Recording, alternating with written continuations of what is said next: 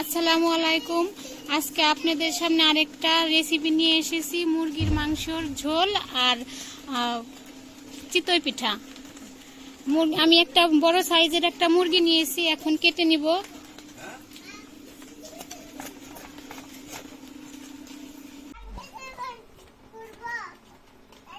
বড় বড় পিস করে মুরগিটা কেটে নিব।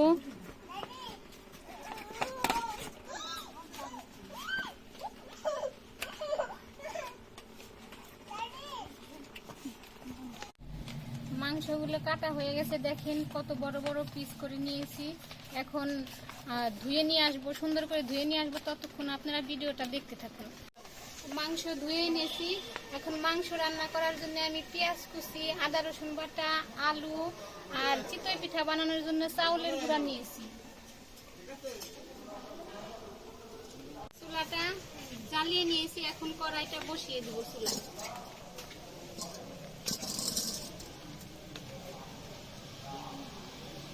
গরম হয়ে গেছে, এখন দিয়ে দিব তেল।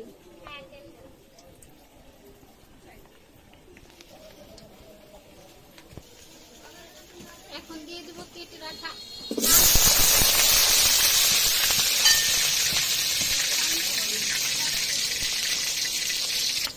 হলুদ গুঁড়ো, একটু লবণ, তারপর নিয়ে ভালো করে লাল লাল করে ভেজে নেব।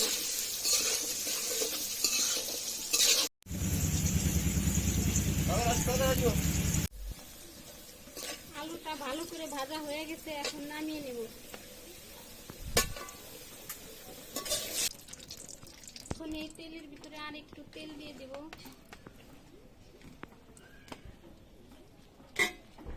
দিয়ে দেব পেঁয়াজ কুচি,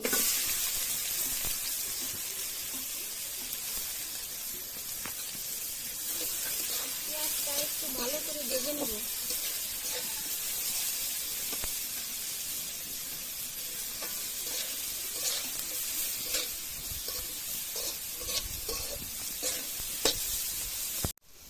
এখন দিয়ে দিব তেজপাতা আর গরম মশলা।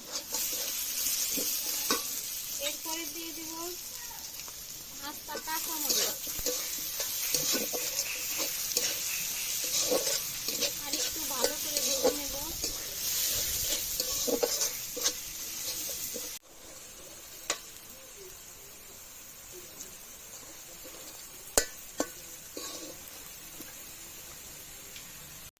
পেঁয়াজটা ভালোভাবে ভাজা হয়ে গেছে, এখন দিয়ে দিব মরিচের গুঁড়া।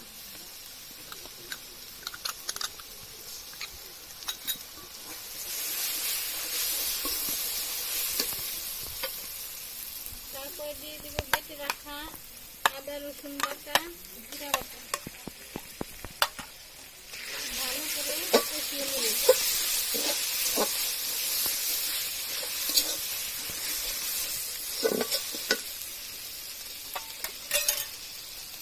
দিয়ে দিব হলুদ গুঁড়া,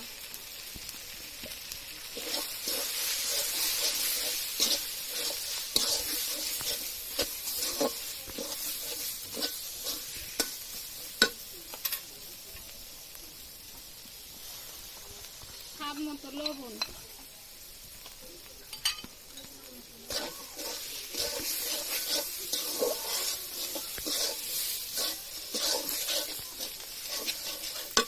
এখন দিয়ে দেবো একটু পানি।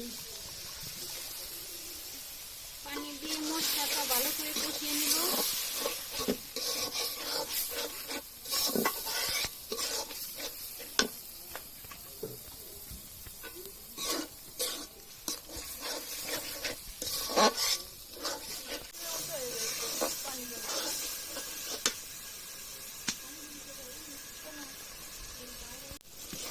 মশলাটা ভালোভাবে কষানো হয়ে গেছে, এখন দিয়ে দিব ধুয়ে রাখা মাংস।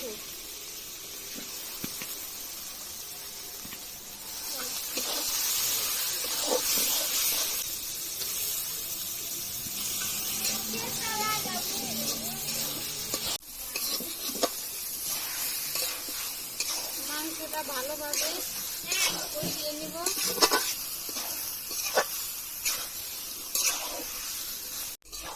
মাংসটা ভালোভাবে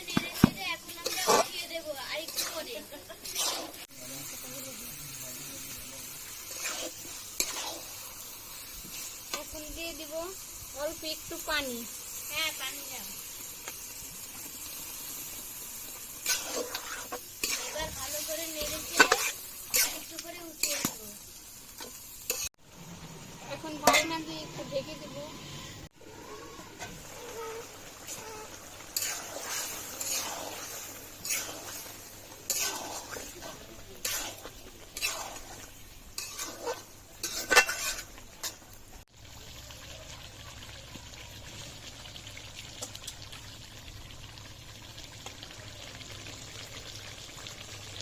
দিব ভেজে রাখা আলু।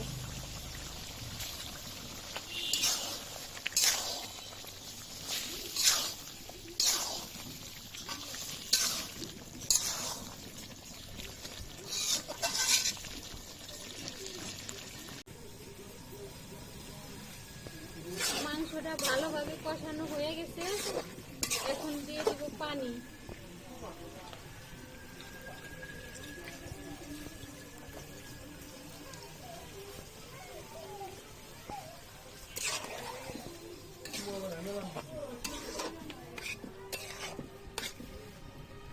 তারপর ঢেকে দিব। মাংস রান্নাটা হয়ে গেছে, এখন আমি চিতই পিঠা বানানোর জন্য চাউলের গুঁড়া সুন্দরভাবে রেডি করে নিয়েছি। এখন পিঠা বানাবো, দেখতে থাকুন। মাংস রান্না হয়ে গেছে, এখন নামিয়ে নেব। এখন চিতই পিঠা বানানোর শাঁসটা চুলায় বসিয়ে নেব।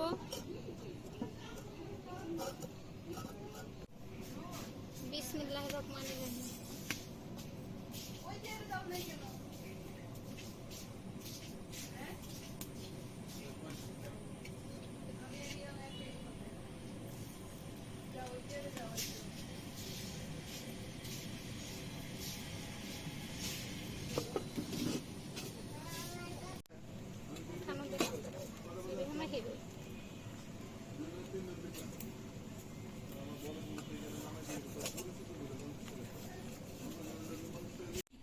পিঠা বানানো হয়ে গেল, দেখেন কি সুন্দর নরম নরম পিঠা হয়েছে।